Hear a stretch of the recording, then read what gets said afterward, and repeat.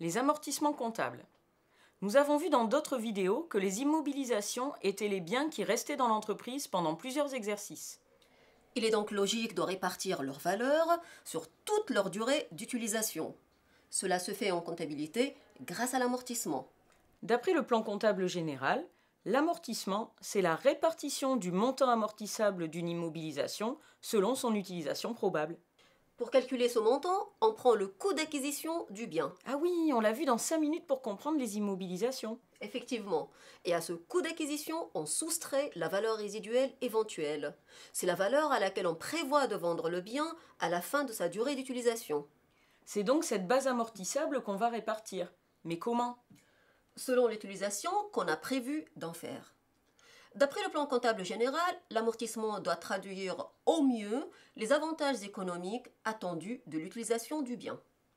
Le rythme de ces avantages économiques peut être déterminé en unité de temps ou en unité d'œuvre. Unité de temps, c'est assez clair.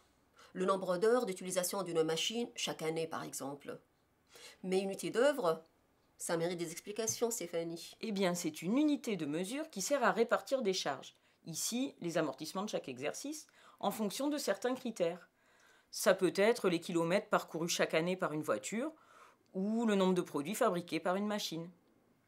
Le montant de l'amortissement pratiqué annuellement à la fin de l'exercice comptable s'appelle l'annuité d'amortissement. Elle est égale à la base amortissable multipliée par le nombre d'unités d'œuvre de l'exercice et divisée par le total des unités d'œuvre. Prenons une machine mise en service le 1er avril 2014 pour fabriquer un nouveau produit. Le coût d'acquisition de cette machine est de 10 000 euros hors taxe, sans valeur résiduelle. On estime sa durée de vie à 3 ans. Les ventes prévisionnelles sont de 5 000 unités la première année, 8 000 unités la deuxième année et 10 000 unités la troisième. Ça fait 23 000 unités en tout sur les 3 ans. L'annuité d'amortissement de l'exercice 2014 est donc de 10 000 euros, multipliée par 5 000 produits cette année et divisée par 23 000 produits en tout, soit 2 173,91 euros. Pour 2015, ça donne 10 000 euros multiplié par 8 000 divisé par 23 000, soit 3 478,26 euros. Et pour 2016, 4 347,83 euros d'annuité. Toutes les annuités calculées sont présentées dans un tableau. C'est le plan d'amortissement de l'immobilisation. En ligne, on trouve les exercices comptables. En colonne, les annuités d'amortissement, le cumul des amortissements et la valeur nette comptable du bien. En général, on dit juste VNC. Oui, c'est le coût d'acquisition de l'immobilisation moins les amortissements cumulés. Complétons notre plan d'amortissement. En première ligne, l'exercice 2014. C'est l'année où on a acheté la machine. Passons à 2015. L'amortissement est de 3 478,26 euros. Ça donne un cumul de 5 652,17 euros et une valeur nette de 4 347,83 euros. On complète de la même façon 2016. À la clôture de cet exercice, c'est la fin de l'utilisation prévue de la machine. Les amortissements cumulés sont égaux à la base amortissable. Et la valeur nette comptable est égale à la valeur résiduelle, ici 0. Et quand le plan d'amortissement est rempli, Najette, on peut comptabiliser les amortissements. La dotation aux amortissements de l'exercice est une charge. On l'enregistre au débit du compte 681.1, dotation aux amortissements sur immobilisation. L'amortissement diminue la valeur d'une immobilisation et donc on l'enregistre au crédit d'un compte de la classe 2. Le compte 28, amortissement des immobilisations. Ce sont les mêmes comptes que les immobilisations en insérant un 8 en deuxième position.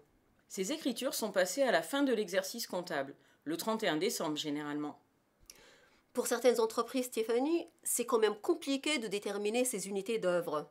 Dans ce cas, elles peuvent répartir l'amortissement d'une manière régulière sur toute la période d'utilisation. Oui, c'est l'amortissement linéaire. Pour calculer l'annuité, le taux appliqué à la base amortissable, c'est 1 divisé par la durée d'utilisation du bien. Par exemple, pour l'utilisation prévue sur 3 ans de notre machine, si l'entreprise choisit l'amortissement linéaire, le taux sera de 1 tiers, 33,33%. L'amortissement linéaire est calculé à partir de la date de mise en service de l'immobilisation. La première annuité est généralement incomplète. Elle est donc calculée au prorata temporis, proportionnellement au temps, de la date de mise en service à la date de clôture de l'exercice. Les annuités suivantes sont complètes, calculées sur 1 an, égale à la base amortissable multipliée par le taux. Et pour compléter la première annuité qui n'est pas complète, on en ajoute une dans le plan d'amortissement, pour obtenir la durée totale d'utilisation. Cette dernière annuité est calculée aussi au prorata temporis, de la date d'ouverture de l'exercice jusqu'à la date de fin d'utilisation de l'immobilisation. Revenons à notre machine de 10 000 € mise en service le 1er avril 2014. Elle sera amortie du 1er avril 2014 au 31 mars 2017.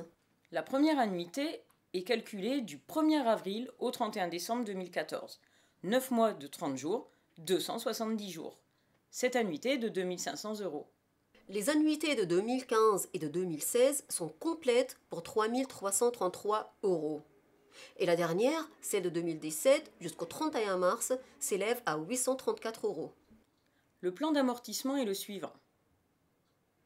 On voit bien que selon la méthode choisie par l'entreprise, les dotations aux amortissements n'ont pas les mêmes montants.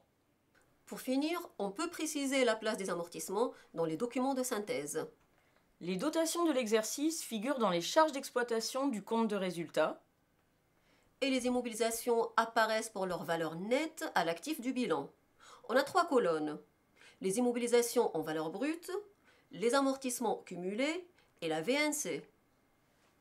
Pour plus d'informations, rendez-vous dans 5 minutes pour comprendre le bilan 5 minutes pour comprendre le compte de résultat.